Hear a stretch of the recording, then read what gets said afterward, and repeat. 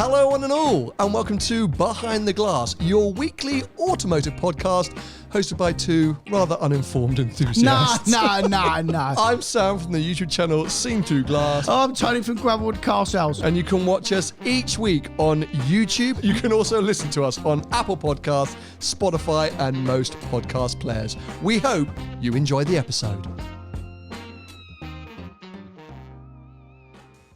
Well, this is going to be interesting. Welcome, those of you watching us on YouTube or listening to us on Apple Podcasts, Spotify, or even maybe over on Recast. If you are watching us, you will have noticed that Tony and I have been joined by Paul Wallace from Supercars of London. What an intro. Thank you for having me. I thought you were going to say some nicer things, but anyway. No, never. Welcome back to the main podcast, Paul. Lots of you, I think most of you... All of you will know who Paul is, but most podcast listeners will know him from the After the Checkered Flag series we do on Exactly. F1. Very successful. Very successful, world-renowned F1 special series. Known by all the drivers.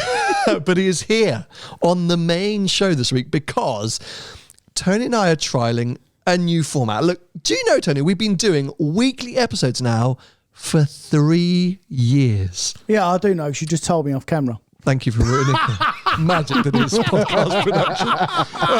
Well, yes, I did just tell you. I did just remind you of that Leave fact. a little bit in there. Yeah, come on, Tony. Don't ruin the magic. But yeah, we've been doing, we've taken a couple of breaks here and there, but essentially we've been doing, weekly episodes for 3 years. And it's been brilliant and we still love doing them.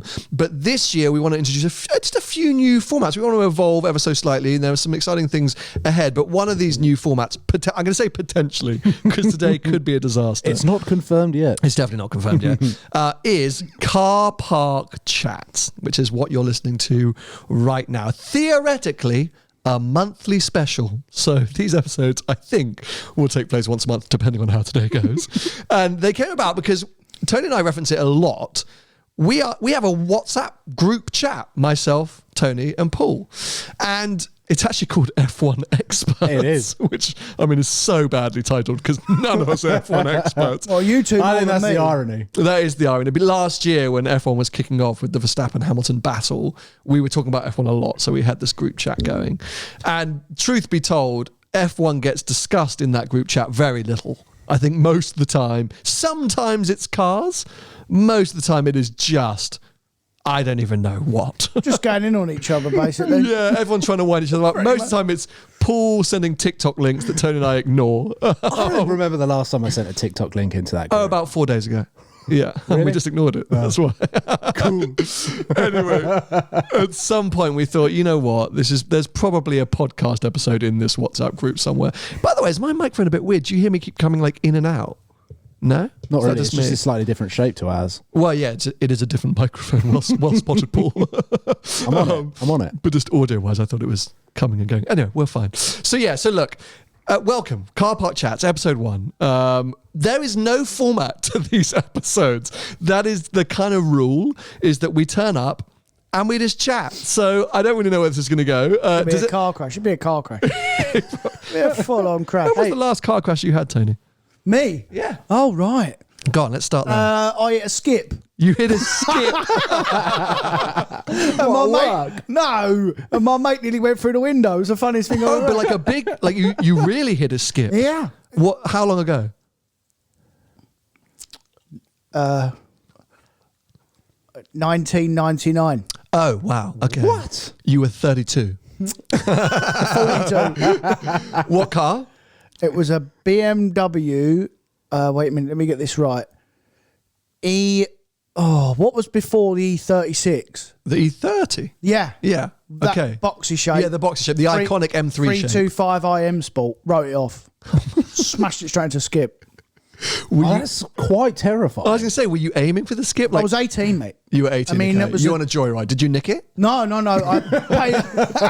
paid for it with real money.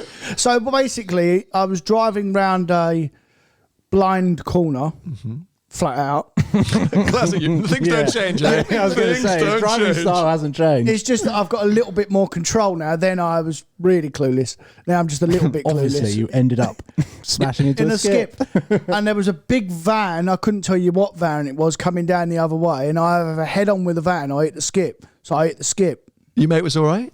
I mean, he hurt his head a bit. I mean, it was a big imprint. I mean, the car was total bit. Bloody hell. Yeah. But since then, nothing. No, I never had another crash again since then. Paul? That's quite impressive. Paul has one a week. I'm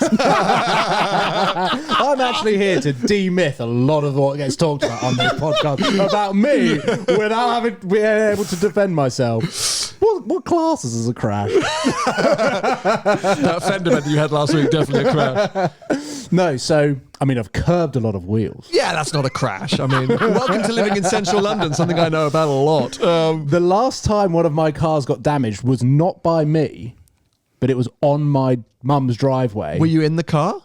No, the car wasn't even on. Doesn't count. I want an incident that you were involved in, ideally behind the wheel, where the car needed repairs. I can think of half a dozen. I don't think he wants to. Take your pick. I don't think he wants to talk about all of them on the podcast. We'll let Paul choose which story he's Well, going it's to only tell. an hour long, this podcast. We won't have time. The one memorable crash that happened in France where I was behind the wheel. Oh yes, of course.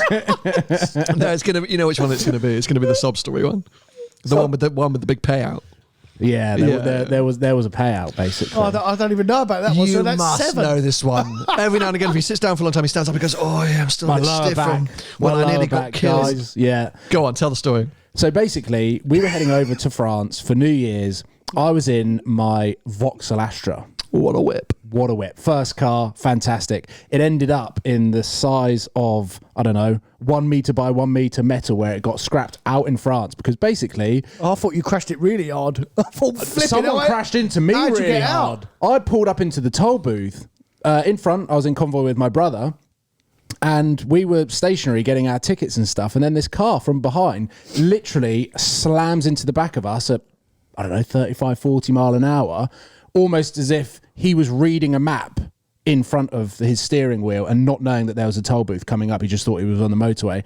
Slammed into the back of us. We then slammed into the back of the car in front, who then went straight through the barrier. So like it was a big 3-car Tony's still laughing, by the way. pile-up. And it was terrifying because I literally kind of realised what had happened when I like tensed up, and all I could hear was like this constant horn.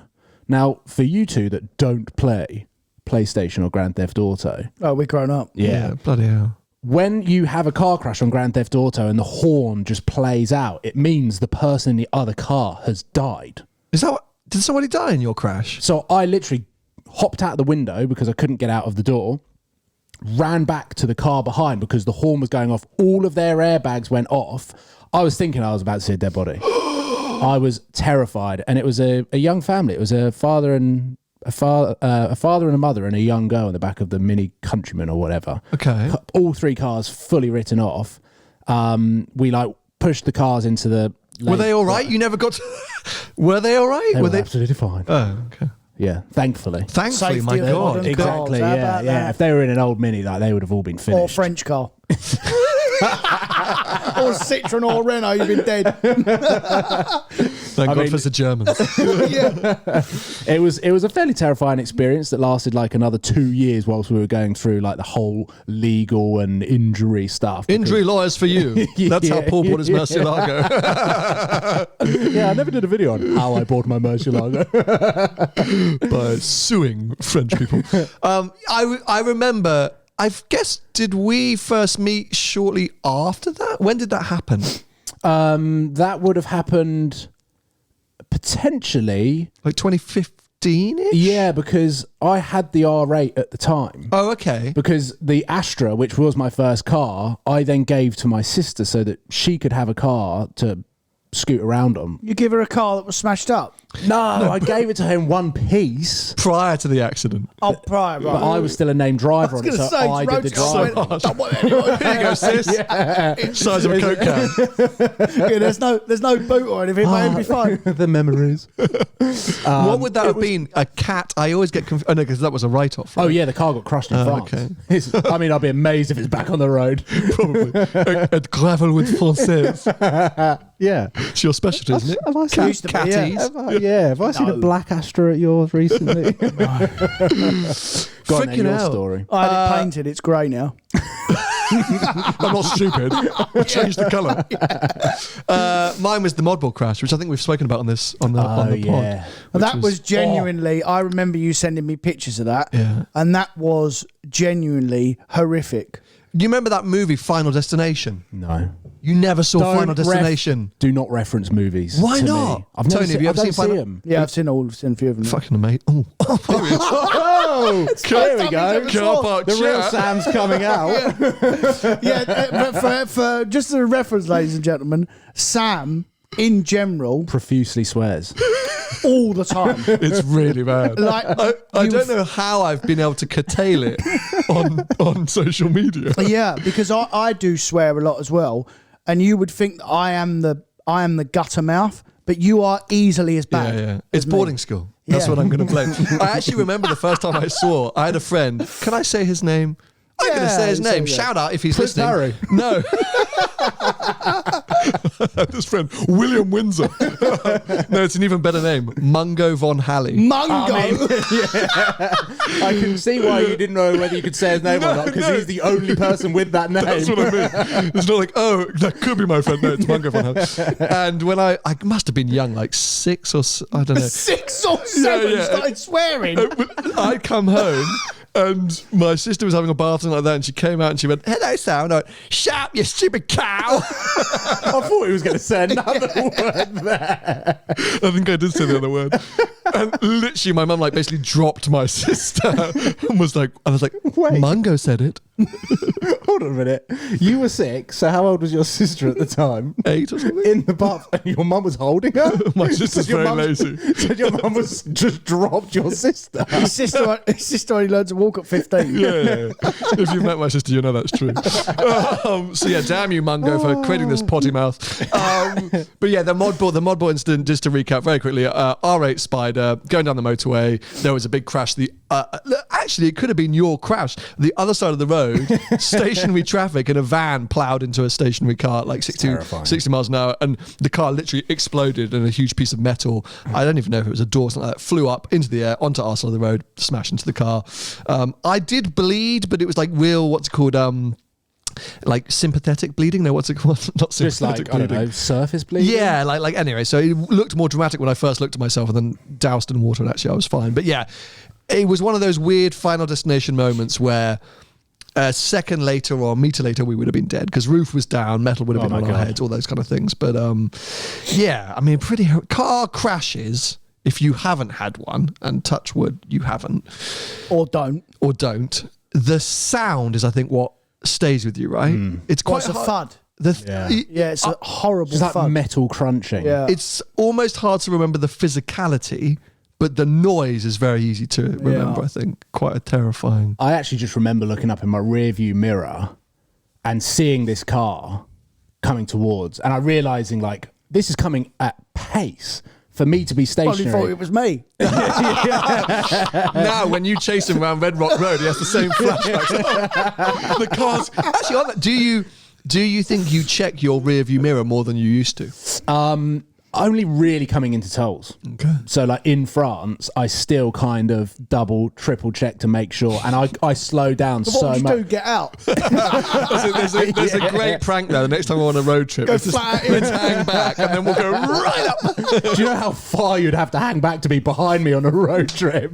Yes, if you don't know, Paul does drive at 40 miles an hour when the speed limit is 75. That is the truth. Every road trip we've been on, we have to wait about an hour at the lunch stop for Paul to catch up. Because the views are so nice. Yeah, you are actually On the motorway. I don't think people would Sometimes. expect it. You're the Captain Slow of our group. Yeah, You actually are.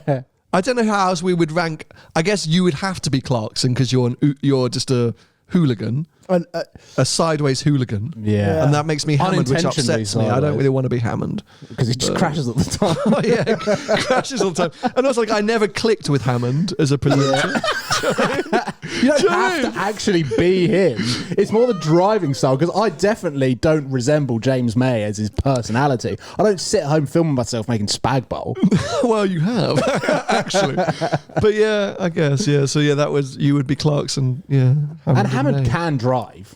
Yeah, He can just drive, crashes He a can lot. drive, yeah. Like, And he you know- lives on a farm. I don't live on a farm. What's this? Why is this? For the last 10 minutes before we start recording this, let's chat about me being on a farm. I've never been on a farm. But you look like a farmer. Yeah. I don't look like a farmer. I look like I live talk in like central one. London.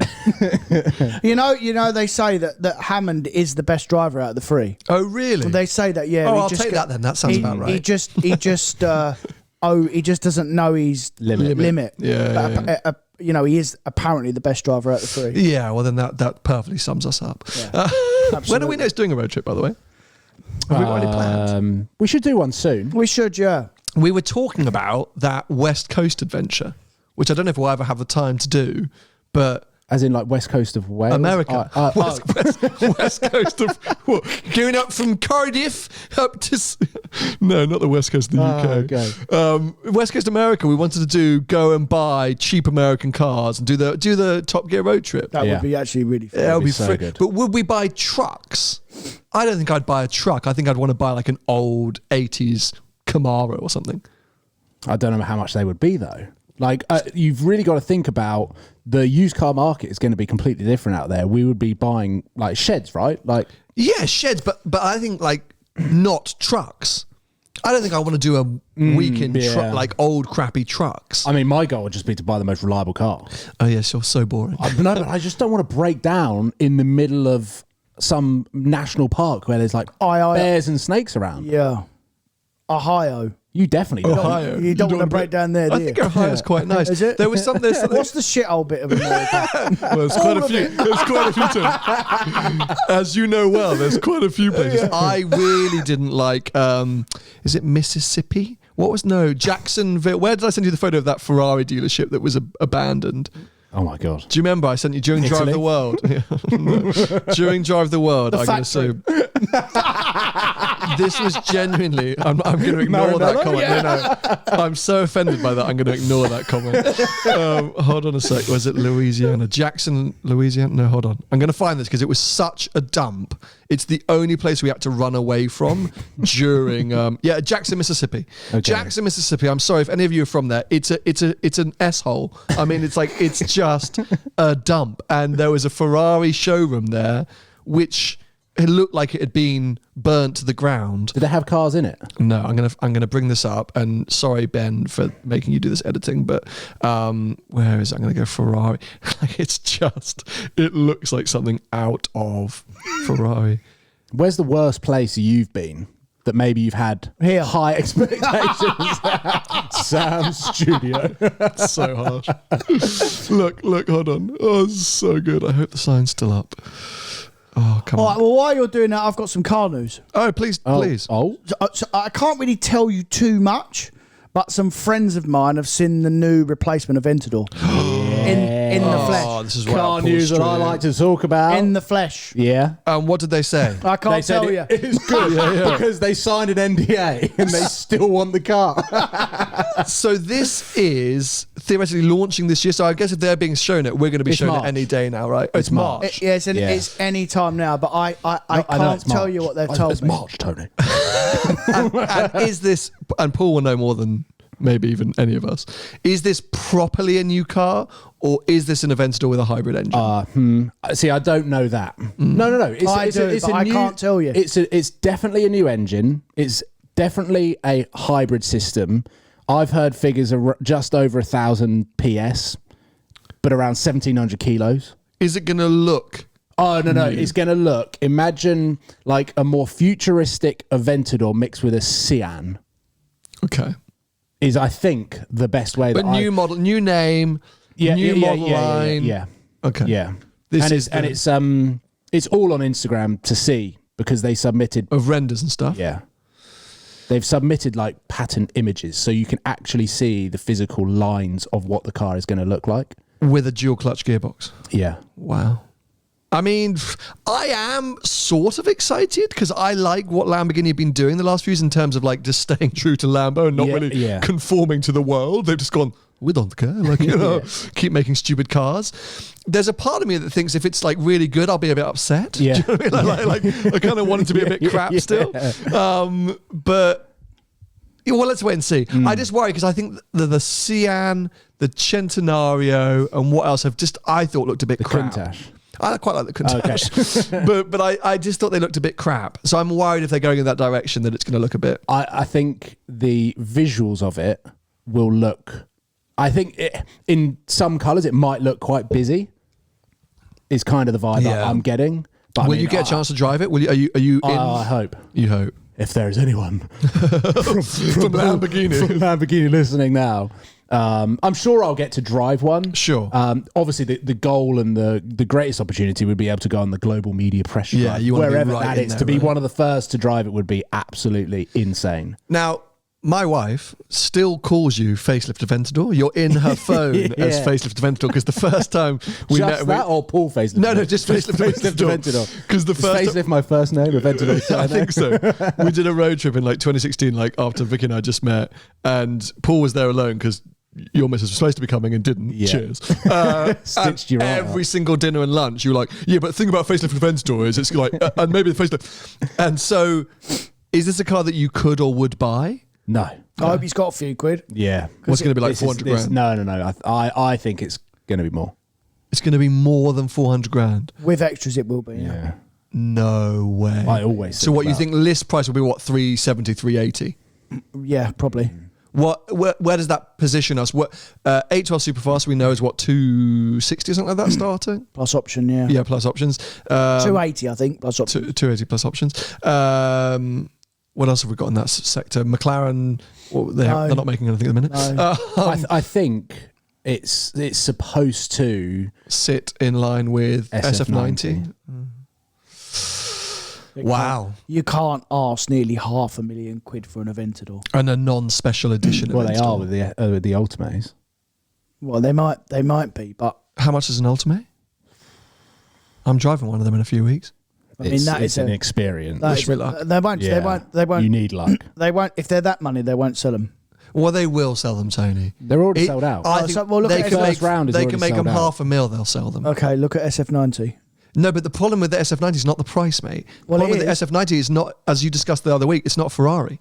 The people that bought it, firstly, there were delays, there were issues, there were journalist problems, and then the people that bought it didn't understand it. It turned up and people went, I don't really see the point in this. I've already got an 812 GTS. I've already got a 296 coming and I'm in an F8. So it was the lack of understanding of that car, not the price. Yeah, the price has got to be in there because they're £100,000 off list. Because So- no one wants them, mate. Yeah, Look that's at any right. other. Look at 812 Competizione or fully spec 812 GTS. There are plenty of other Ferraris that, price-wise, people are very happy to pay for and have held or have a different kind of value. It's an SVJ. Roadster. Yeah, but that's a used car. Yeah.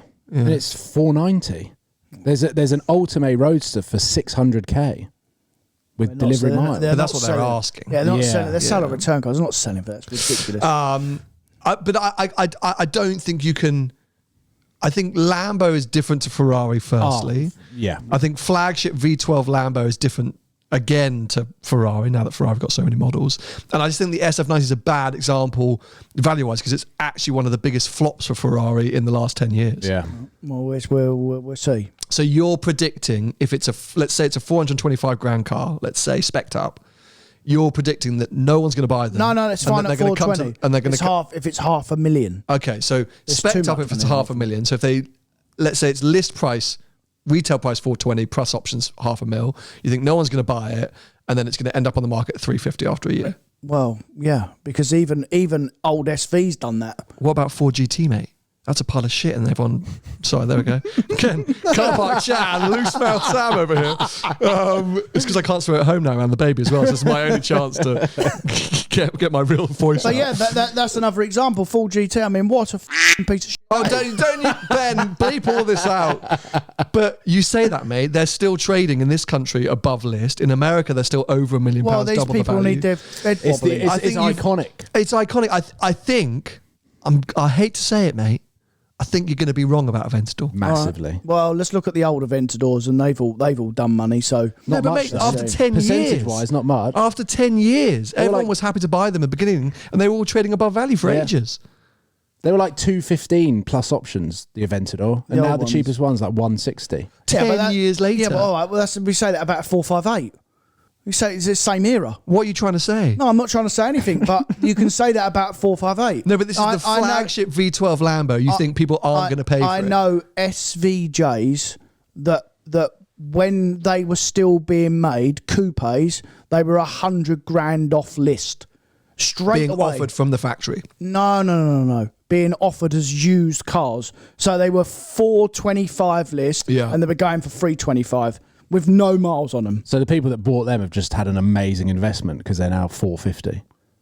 Well, yeah, so maybe they have, but Yeah. that's the money they were. What you they should be doing, Tony. they Buy had- Lamborghini. They had shit. I Well, think- yeah, but because the Lamborghini I did buy, I lost 100 grand on. Yeah. That's why he's fuming. Yeah. That's why he's but at fuming. one point, you definitely got offered a lot of money over for it, and you said no. When I first got in it, That's why he's bitter. but that's the same with anything though. A lot of people slag us off for often mainly talking about Ferrari and Porsche on this podcast. Yeah, and it's here I am. It's because they're the only two brands that Tony hasn't got burnt on. He hates F1 aisles. No, I have lost buy money. a Porsche anymore. He's blacklisted. I have lost money on them, but not to that extent. Okay. McLaren, Mercedes, Lamborghini, done my shirt on. Yeah, but you loved it. No, I didn't. Yeah, you did. At the time you did until you did. lost nearly- your money. You nearly bought an Aventador S. No, after- I Yes, didn't. you did. Oh, actually, to Yes, be fair, I there didn't. was, nearly there buy was an half a Aventador. moment. There was half a moment when you No. nearly bought an Aventador. Can I just show you? Sorry, this is Ferrari Jackson, Mississippi. Look at this. Like, look at the sign. Like, I think this closed like 3 months ago. That could be in Italy, though. I mean, to be fair, as much as I love Ferrari, Looks like my it was showroom. terrifying. As I say, only place we've ever run away from. It was just the biggest. Like, look at that. I kind of want to buy that signage. Anyway, dump. You won't have to buy it, just nick it. yeah, probably will if I can wade your way through the crack addicts. There's a computer game in there somewhere of like the zombies of Jackson, Mississippi. I really hope we don't have a big Mississippi audience. I'm not sure they can afford. Anyway, I'm really out of control today, aren't I? Yeah. It's because I got back from this road trip. I tell you what, I am so The snobbery's really coming out. in him literally. today. Spent one or 2 days down in Austria. Don't- You 2 3. With his Porsche friends. Suddenly I'm a level above. Honestly, that event was so ridiculously like resplendent. And because I was there, it's the first time I've really had a car that is that much money, and I was just like, "Hello, I've arrived." Meanwhile, everything was getting paid for me. So what a dickhead. Now, speaking of big expensive cars and actually SF90s, did you see Max Verstappen bought an SF90? I did. Did he? Yeah. It's that kind of classic thing where F1 drivers in the off season seem to have gone a bit silly. Carlos Sainz picked up his 812 comp, Yeah. which I Well, guess that makes was sense. Slightly on which was brand. comped. Yeah. And then Verstappen buying an SF90, and there was that great quote that I saw everyone's a Ferrari fan. Even if you like, it Race against them. yeah. You still But he's buy got. I heard by the comments, which obviously is the truth, that he's got loads of Ferraris. Oh, does he? He's got Yeah, whips. apparently he's got a Monza. Really? Yeah. Good lad. Yeah. Yeah, but Toto Wolff's had loads of Ferraris, just sold his F40. Yeah. So- There's a lot of those drivers and team presidents that do collect mad cars. And Of I course. think, Seb Delaney went for a while, didn't he, of doing like car collectors collections or something Yes, like that. he did, yeah. Because Lewis has got rogue cars like that weird SL Championship Edition, Lewis Hamilton Edition SL, and then he had yeah. So and he's got a black series. He's got SL65 black He's got series now. Ferraris, Lewis, as well. He's got the laugh, like- 599 GTO. Yeah. And then who was it? Was it Vettel when he cleared out a lot of his cars recently as well? So I think if you've got loads of money and you're into cars, you'd be hard pushed to find someone that doesn't put a Ferrari in their like top 10 dream car garage. yeah, and even just on an investment level, but just quite interesting that he's picked up an SF90, considering that no one else wants them except Yeah. Tony. They should have all bought Lamborghinis, judging what you two have been saying over the last Yeah, they 5 minutes. To be fair, should. To be fair, I would I bet say your life they haven't got one. Gaz has definitely got one. got a Lambo. Yeah. Really? Yeah, he's got a Urus. Pretty Oh. sure Lewis has got a Urus. Really? Yeah. I don't. Oh yeah. Well, I would say that there will not be one Lamborghini guy who will be disappointed in the new Aventador? No, not at all. Whilst be Ferrari disappointed? people were disappointed in the SF90. Oh, mate, I'm not sure. I think I can't say. Flipping hell, I can't tell you. But I would disagree with that. Was your friend disappointed? Knowing what You can say what your friend was. By the way, mate, you have not signed an NDA. You have not signed anything. No, but I don't want to drop them Don't drop your friend in it. You're not naming anything, but you can be a little bit more loose-lipped than you're saying. Was your friend happy or disappointed? You can say that, mate. He was on the fence. He was on the fence. Yeah. And he is a current Aventador owner? Had all of them. Had all of them, okay. And he was on the fence. What a hero. Looks-wise or stats-wise? Looks. Okay. More than stats, yeah. Interesting. So that's why I think they're going to go down that dodgy route. But that's all new cars, right? Changes. Said interior was amazing. Really? Yeah. That's interesting. Yeah. So what on earth are they going to do with that? But I mean, I guess Aventador interior Yeah. did need some work. Yeah, going in this toilet is better than sitting in a Aventador. Totally fair. Literally.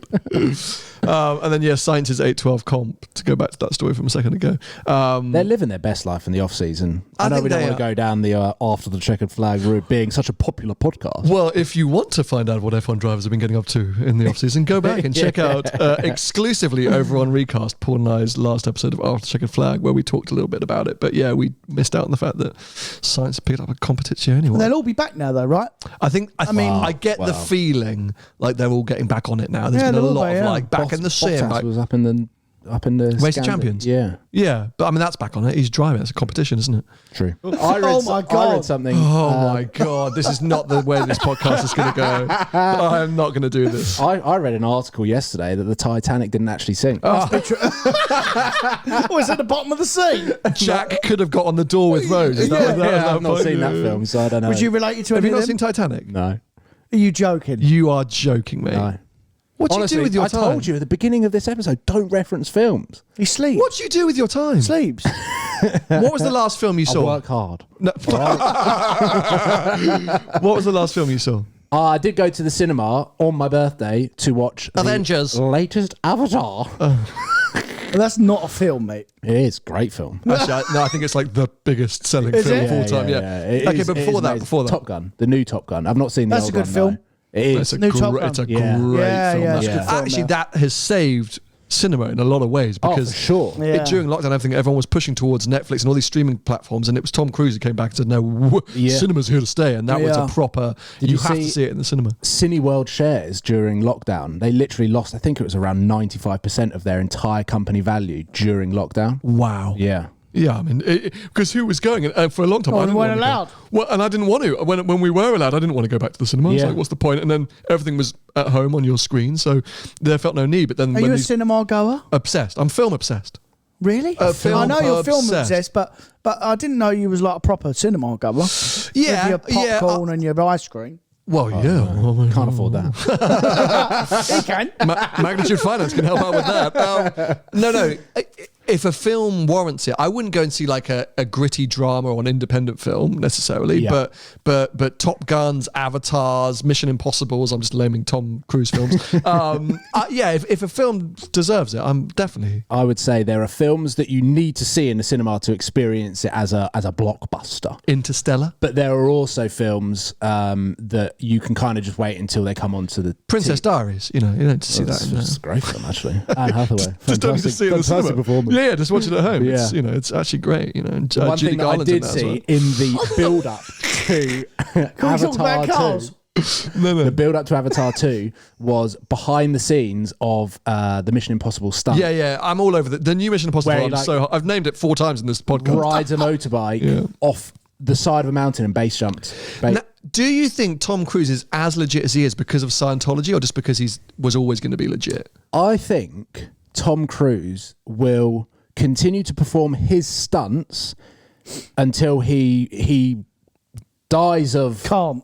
I genuinely believe like he kind of has a dream of dying on set. I think he'll become such a legend.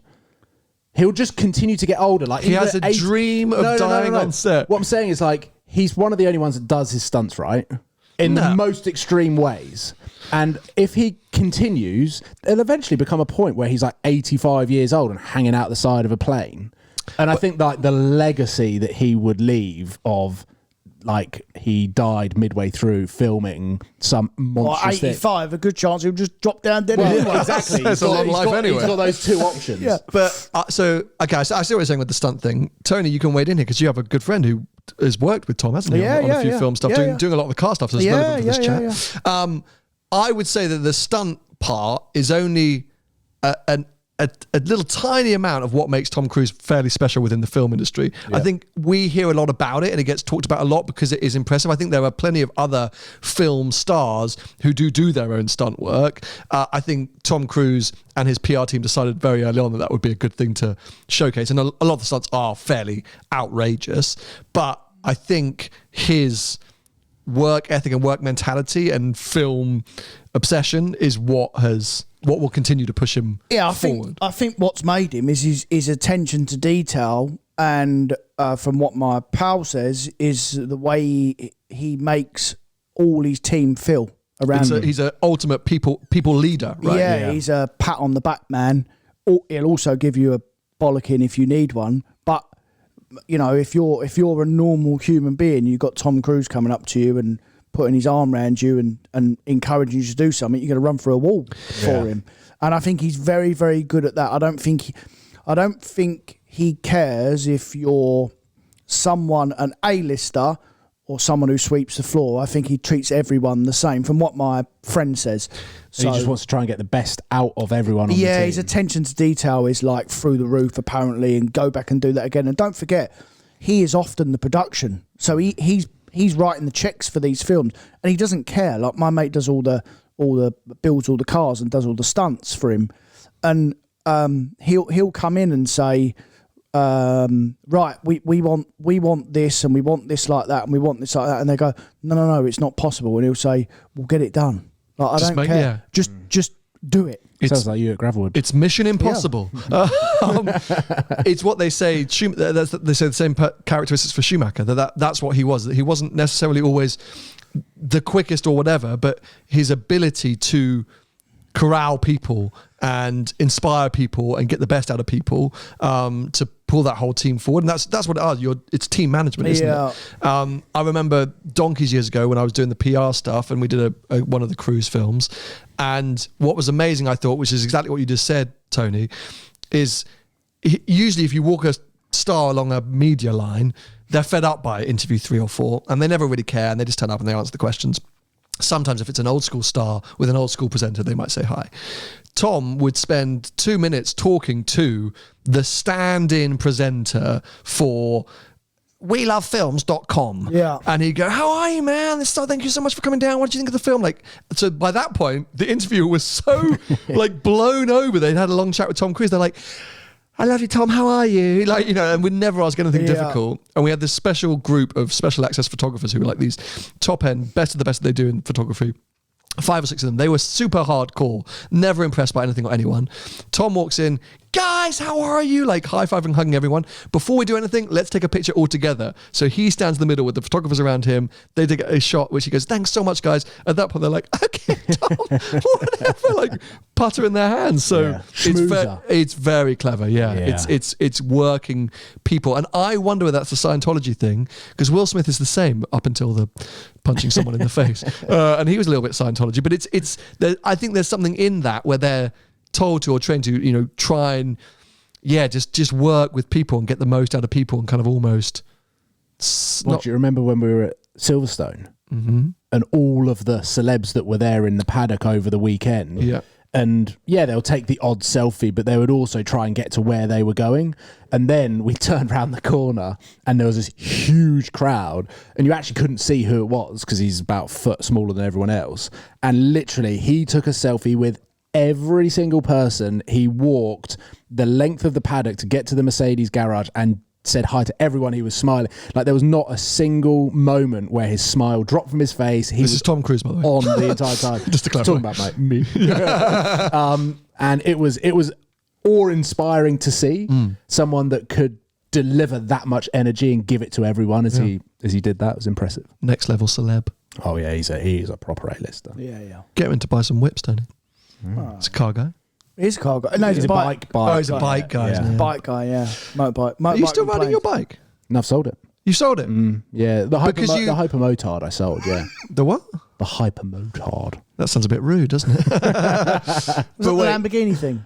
No, I sold that. Sold that I sold as well. that. Yeah, But as in, you sold it because you're done with bikes, or like, No. I literally wasn't riding it. It wasn't really the bike that I wanted. Right. It was really difficult to pinpoint the perfect first bike. okay, Because I tried to buy the bike that I wanted, and it turned out the insurance was ridiculous. So the hypermotard was kind of like that middle ground where it's a silly bike, but it's also affordable if you just want to jump on it for your first year of riding. Okay. It was a good introductory bike, and I could have kept it and learnt a lot more and really enjoyed riding that one in particular. But I did 400 miles on it in the space of about 18 months. So I made the decision last early summer, that I was going to ride it down to the dealership that I wanted to try and sell the bike, so that a prospective buyer would have the entire summer to potentially buy it. There's no point in putting up a bike for sale in November. Turned out the guy bought it in November. so you think you'll get another one, or you? I will, but like, again, going back to the way that I drive, I like a comfy cruiser. You need a Harley. Well, no, I've looked at the electric, the live wire thing, but it's just crazy expensive. But it looks properly cool, and Ben Affleck drives one, so obviously I'd look as cool as him driving one. Sure. That'll work out great for him. But at the end of last year, they launched a new Diavel, which was the bike that I had, the Lamborghini Special Edition bike. It was just insanely expensive, and then an insurance company tried quoting me half the value of the bike for 1 year insurance. Oh, sounds cheap if you're riding it. But will the new one be any cheaper to insure? Surely you'll be in the same problem. No. It's just because that was a special edition, so I was trying to insure it at the used car value. I insure it for $400,000. Because they were a super rare bike, so if someone wanted to nick one, and I go back and say, "Oh yeah, it was worth 28 grand," because that's what it was from Ducati. Really, the value of it at the moment, the last one that came up was 69,995. So what do you think about that? Do you insure your cars at market value, or what you paid? You should insure market value. Yeah, Market value. So Yeah. what should I be insuring the GT3 at? 125. 120. I knew you were both going to say that. I shouldn't have. How many miles have you done on it now? 2,500. Oh, 100. No, that's trade value. Yeah. Who cares? No, but in all seriousness, what would you genuinely insure? Because I have a little buffer, but I don't go like over the top. Like you're talking about double or triple the value for that bike. I didn't insure it for 70 grand. Okay. Or try to. Because I'll usually put a 10 or 20 grand buffer on top. You want to be able to replace it, mate. Exactly. The- Like the 360, I think according to the insurer, it's probably worth about 25 grand. So I inflate that value. Yeah. But the GT3, I think I've insured it for like 170 or 175. An insurance company will, they'll always give you counter offers anyway. You So can argue the value as well. you can argue I did with my Astra. the value really doesn't make too much difference because they've got to replace the car. So, if it's stolen or written off, you get a settlement, no? yeah, I mean, you cannot have another car if you want. The problem is replacing your car like for like is not going to be a thing. Not possible, yeah. because there's not. So I think Porsche will just refuse to spec it. Build another one. In that spec. They'll give you the market value of what a manual mileage GT3 would be. Yeah. Okay. So I should stop declaring online what the value is, the mileage is, so that I can lie. What you can't do is go, my car's worth nothing, it's really cheap, which obviously will pull To your reduce insurance quite down. Fair. And then you can't go the other side, which that guy with the Bugatti Veyron found out when he drove it into the lake. He literally insured that car for like double the value of it. It was like he insured it for like 2.5 million quid. I don't know the story entirely. Okay. But do you remember the video of him driving into the lake and then he let the engine run so that the entire car was a write-off? It's just insurance fraud. Well, yeah, that's a whole different thing. Because he meant to crash it. As I said, that is literally, but that that's is literally obviously- insurance fraud.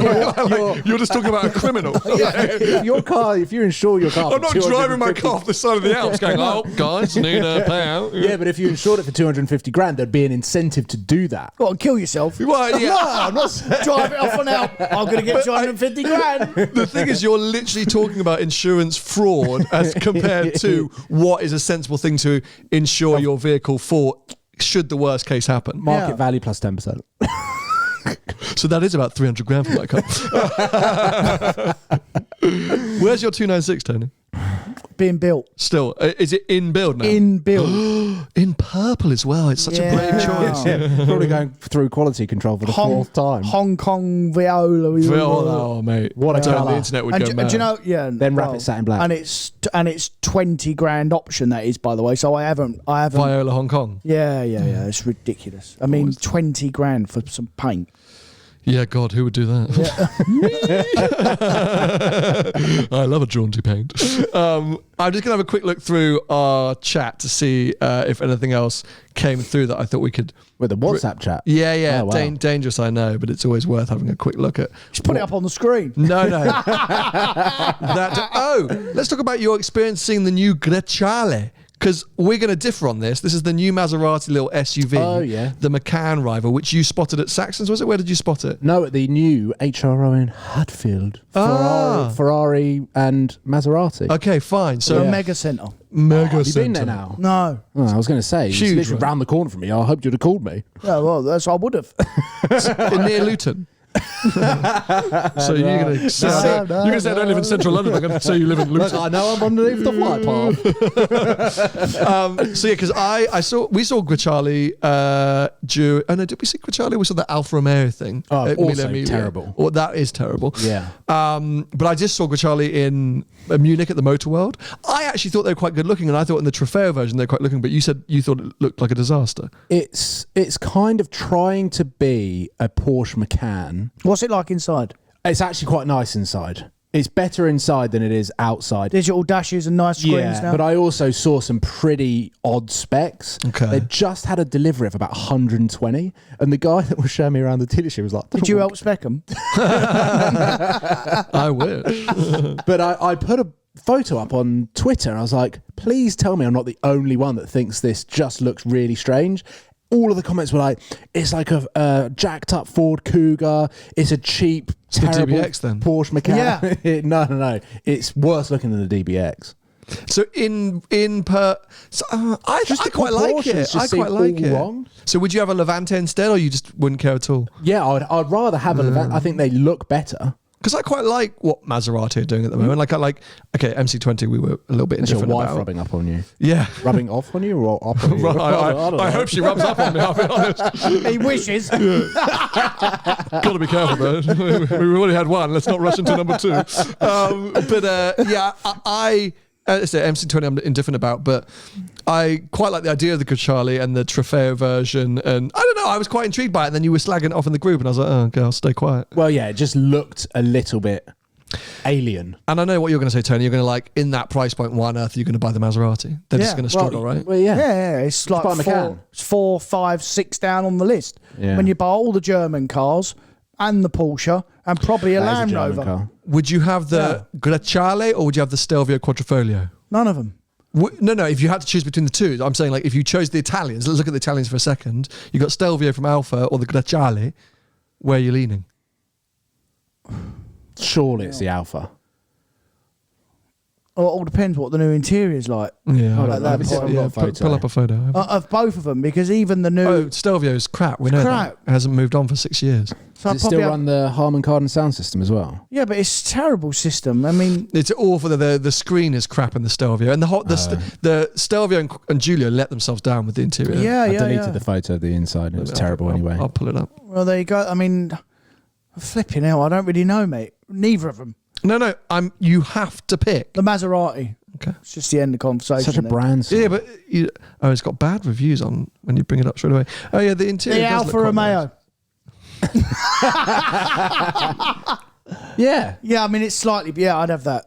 I want to have a go one of these. I really want to have a go. One of these. I can imagine it'll probably be quite good. Are they doing a hot version? Yeah, there's a Trofeo. Yeah. This is the detuned MC20 engine. Oh, that's the one I'll have, yeah. Sideways Sid's done a video in it. Who? Sideways Sid. The move on, he's being controversial. I wouldn't say he's You fell into that trap straight away.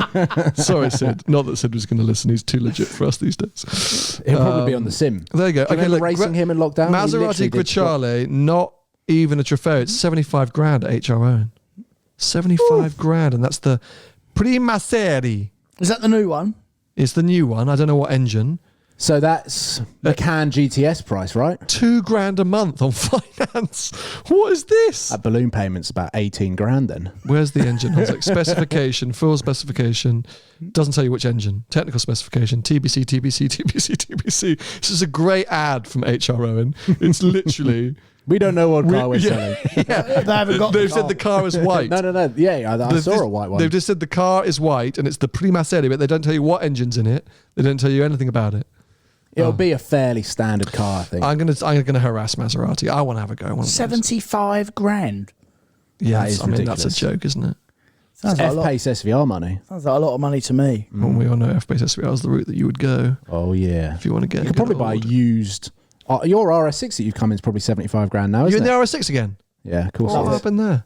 Love it. But you didn't love it. You loved the Taycan last week. No, I was thinking about this. Here we go. To actually drive as a car, I do prefer the Taycan to drive. Yeah. But the RS6 is a better car. And actually, I made a little mistake because I don't think it does compete with the RS6, the Taycan. Competes with the RS4. No, I think it competes in between them. I think it's because it is a similar size. When you put them together in a line, they are similar size, just the Taycan's a little bit more squashed. But the RS6 is definitely faster than the Taycan, for sure. So to wrap things up, I've got a question for both of you. I need your help and advice. Potentially, I think in May, looks like me, Vicky, and the baby are going to head to the south of France for about a month, base ourselves down there. I'll obviously take one of my What a jaunty life. cars. Oh. It's called work, mate. What a line. It's a piss take, isn't it? Some of the comments on my video, being like, for work. if I could convince my wife 5 weeks into having a new baby that I've got to go off to work to Austria in my new GT3 and hang out with my mates. My life is a joke. But I want to try and arrange a long-term loan, a left-hand drive, like family car to have down there that I can use to ferry us around, but also Vicky can drive to ferry the baby around and things like that. So, RSQ3? Bit too boring? No, I think that's a cool car. Because It's good fun. That part of the world, I don't want anything that big. Because you know Okay. about the car, but do you know what I mean? Like, I would go get an RS6 or go. Yeah. But if I you've was got going to something big, suggest the AMG GT 4-door E-Performance thing that's got like 1,000 brake horsepower. that is cool. I just think, that is kind It's of just cool. big though, isn't it? But Tony, I don't want anything that low, do I? If I'm moving car seats around and stuff, I No. want something a bit higher, don't I? Yeah, you I'm going want to do my SUV. back in. Yeah. Hummer H2? No, don't be a dick. What's an SQ5 rival? Do you know what I mean? Like, it's a McCann GTS. What are the McCann? No, but you know me and McCann's. SVR. SVR. F-Pace SVR. A little bit, tiny bit bigger probably, but It is tiny similar. bit bigger. I would take it. I What would you take drive every day? I would take an F-Pace SVR, yeah. The X3. Yeah, I mean, I could just ship the X3 down there, but I thought I'd take the opportunity Of to getting- live with something else Just and trying to get think something of left-hand what's drive. new that's the same sort of shape. RSQ3 is not a bad shout. Not a bad shout, right? There is the Bit small inside though. That car is a little bit Yeah. small. GLA 45 is in that same Yeah, bit same small. bit small. Bit small. But I do GLC? Like the GLC 63, or is that a bit old bit now as crap? well. Yeah, and the interior, it's terrible. because you want something. I say like in that part of the world, there's lots of narrow streets, tight car parks. You know, I could probably. I don't know what I could get, but you don't want to be in a Bentayga, for example. Oh, the best. The McCann's the best car. Yeah. Yeah, but I've been there, done that. So it's like, Oh, you what- haven't? You never had Yeah. a McCann? No, but I've spent I plenty of really time want a around Macan. McCanns. You really want a Macan? Yeah, I really like them. Can you get a diesel Macan still? No, They'd no, long sack gone. them off. Yeah, long gone. Yeah. You can't get a hybrid one either, can you? Not yet. No. Just a thirsty petrol one. There's there's a 2 litre petrol one. Same engine as in the, The Golf T. GTI. That's isn't it? the Macan T. Yeah, Yeah. well, it can be just a 2 litre. It hasn't got to be a 2 litre T. Oh, okay, it's just literally called a Macan. Yeah. Yeah. Then they do the S, which is the 3 litre Yeah, in the but GTS. I'd get the GTS. Because I said it's going to, hopefully going to be a loan. So I'm just trying to figure out, like, I want to make interesting content, obviously, but also have a car that's usable. That it's quite a hard one to settle on. It is. The problem is as well is what most of you know. What comes with a month or a 2-month-old baby? It's not just a car seat and a baby. It's everything else. That comes with it. And we've had brief conversations about sports cars, GT4 Lussos, and all that. No chance. Well, but there's a difference. It's not a thing. It depends what you're trying to do. If you're trying to ship stuff around with you, agreed. If it's No literally chance. the baby in the car seat, obviously you can't, ISOFIX lol. if you're having a base, if you're having a car base, you can't have a sports car. Yeah. Like, and I will be doing more research on this, of course. But yeah, the minute you've got a base on there, an ISOFIX base, you're screwed for any kind of sports car. Yeah, you can't. You'd get the seat in the back, and then there's no. You could do like a really little short journey. If you're going for a drive, you've got no. I'm assuming Vicky and the baby are going flying. This is what we're trying to work out. Yeah, I think at the minute, ideally, we would all fly together. And pick a car up there and have it as just a car. Just take Seb's M3 Touring. I mean, to be fair, the M3 Touring is kind of a dream. That's almost perfect. It's a bit low for Vicky's back to be, and my back, lifting the car seat in and out. M3 Touring is perfect, but I've got M3 Touring on loan in a few weeks, so we'll see. So I don't want to double up on the content. Yeah. And then RS4, boring. Yeah. They haven't got a new C63 estate yet, have they? So, but they're all the same. They'll all be a bit low. If one's low, they're all low. Yeah, for sure. And probably quite boring. Probably quite boring. Yeah. It's a really hard one. So I got to keep thinking. I mean, obviously it depends on what manufacturers are willing to lend me stuff. Is a huge part of it. But everything's all going to be quite boring. And everything's boring. Mate. Yeah, but it's finding that middle ground, isn't it? Yeah. It's finding that middle ground of something that is exciting. Why didn't you get Maserati for it? Get that. The Grachale, yeah, because Maserati just... Grachale, is that what it's called? Grachale. Just spend 10 minutes slagging it off. Yeah. But it's controversial. For me, perfect. Like, I would love a Grachale. I think a Stelvio. I would take a Stelvio Quadrifoglio, but something like that would be more my preference just in terms of me.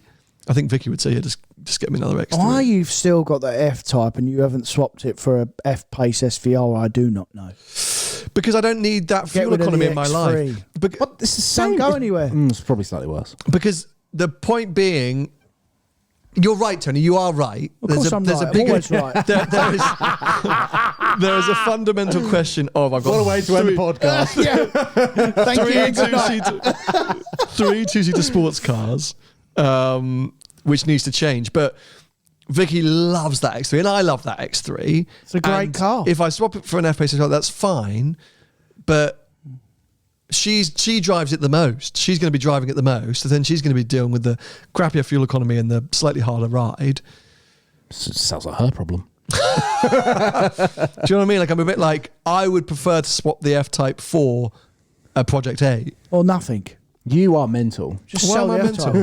Or sell that stupid Ferrari thing. Okay, let's wrap this thing up. So, there you go. Episode 1 of Car Park Chat. So, something a little bit different, but still hopefully very familiar. Don't worry, Tony and I aren't going anywhere. If you've hated this and you hate Paul, don't stress. If you watch his main channel, we know you'll hate him.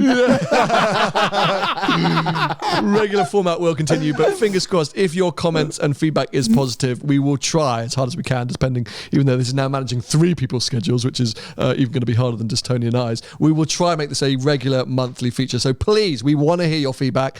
Put it in the comment section below if you're watching here on YouTube. If you're listening to us on Apple Podcasts or Spotify, tweet us, #BehindTheGlass. If you've been joining us on Recast, thank you so much. Stay tuned.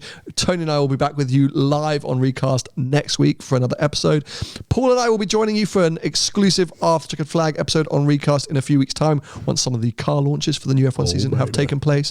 If you want to follow Tony in the meantime, he's at Tony Gravelwood Car Sales on most social media platforms. Paul is at Wallace PJW or Supercars of London, and I'm at Seen Through Glass. In some shape or form, we'll all be back with you very soon. Paul always has to get the last word in on any podcast. He cannot let me wrap up by myself, so I will let him finish this thing off. What are you going to say? We obviously want their feedback. Also, topic suggestions to talk about. No, we don't want that. So there we go. We're wrapping things up. We're wrapping things up. We'll see you sometime soon. Bye-bye. See ya.